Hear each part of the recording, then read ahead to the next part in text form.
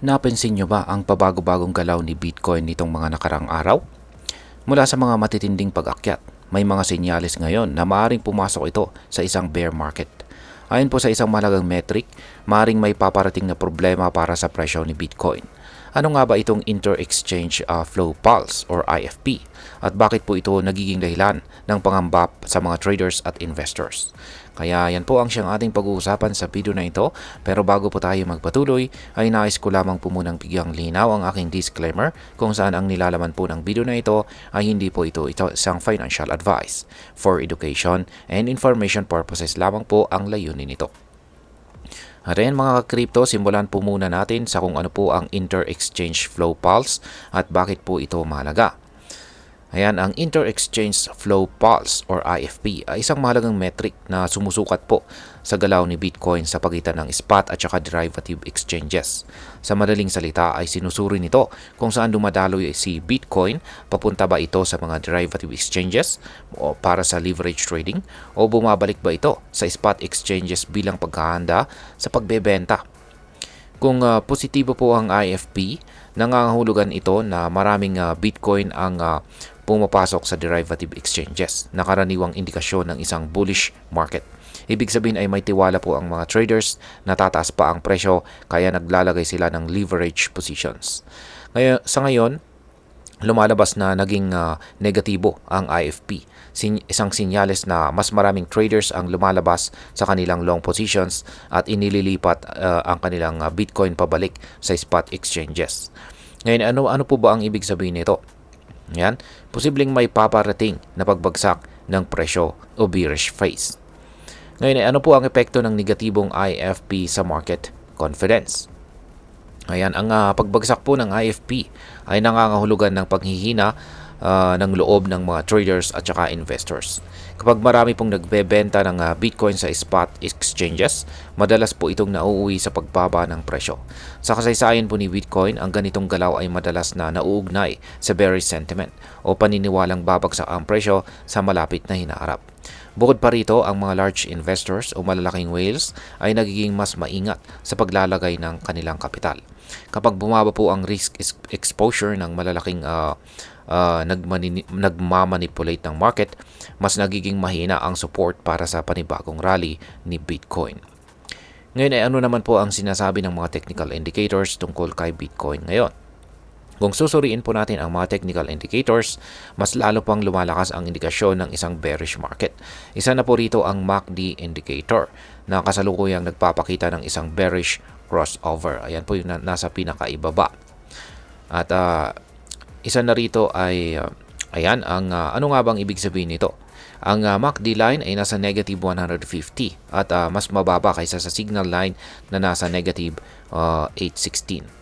Ang histogram naman ni MACD ay nagpapakita ng sunod-sunod na red colors o red bars na nangangahulugan ng pababang momentum.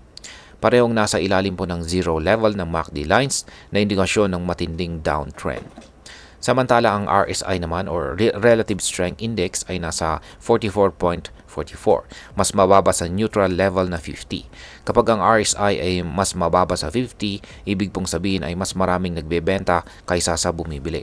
Ipinapakita rin nito na mahina ang buying strength. Kaya hindi po agad makakabawi ang presyo ni Bitcoin kung walang sapat na suporta mula sa mga buyers. Ngayon ay ano po ang mga hamon sa paglago ni Bitcoin sa ngayon?